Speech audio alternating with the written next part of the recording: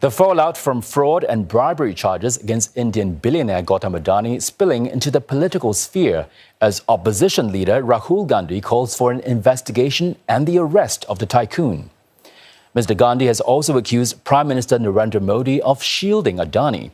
But the ruling BJP is hitting back by casting doubts on the timing and credibility of the allegations, while also challenging the opposition's accountability. A BJP spokesperson pointed out that the Indian states named in the indictment were governed by opposition parties during the period of the alleged bribery. A New York federal court accused Adani and other executives of being involved in a multi-billion-dollar fraud scheme. Bribes were allegedly paid between 2020 and 2024 to secure solar energy contracts. The Adani Group has strongly denied the allegations, describing them as, quote, baseless and denied. In an official statement, the company said all possible legal recourse will be sought. Shares of Adani Group plunged following news of the indictment, triggering a sharp sell-off in its stocks and bonds. Several of the Indian billionaires' listed companies saw losses ranging from 10 to 23%. The stock rout wiped out more than $15 billion from the net worth of Asia's second richest person. And for more, Rebecca Bundhun joins us live from Mumbai. Rebecca, thank you for joining us. Now, what more do we know about these charges against Adani?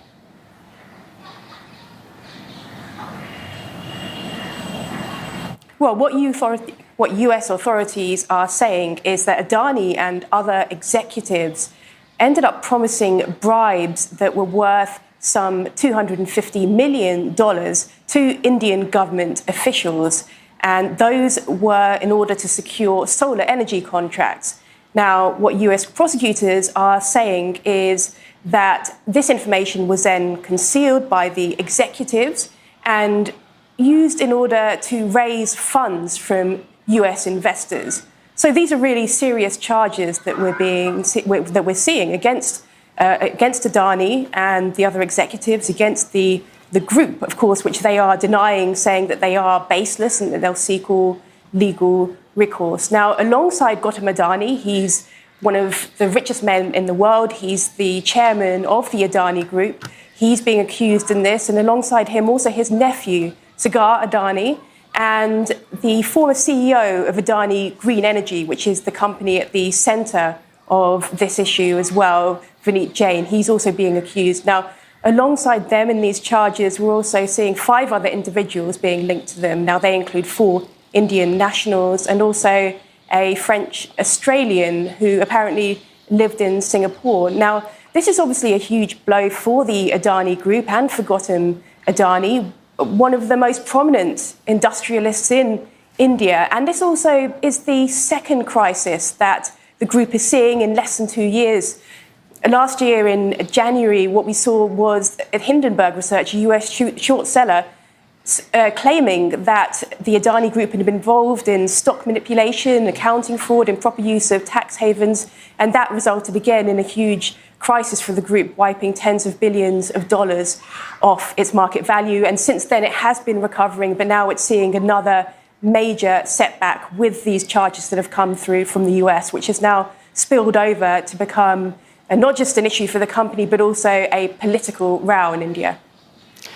Now, Rebecca, Narendra Modi's government under scrutiny over its alleged links to Adani. What does this mean for the Indian leader?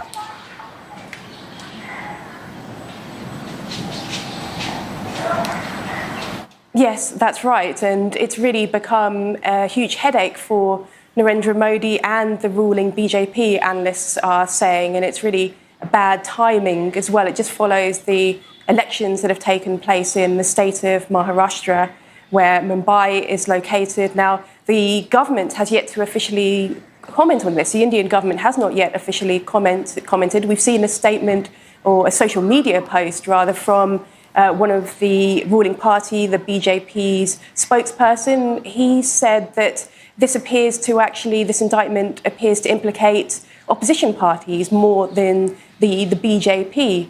There's also questions about what this means for the relationship between India and the US, the relationship between Modi and Trump. And they have enjoyed in the past a strong relationship, and US ties are generally strong with India, but there have been issues over tariffs and market access that the US has expressed concerns about and that Trump has particularly expressed concerns about. So this now gives Trump a bit of a bargaining chip. But analysts are also saying that there are further implications in terms of the markets in India, and also it raises questions about corporate governance in India as well, which is a bigger and wider concern. Well, many thanks for that update. Rebecca Bundhun reporting live from Mumbai.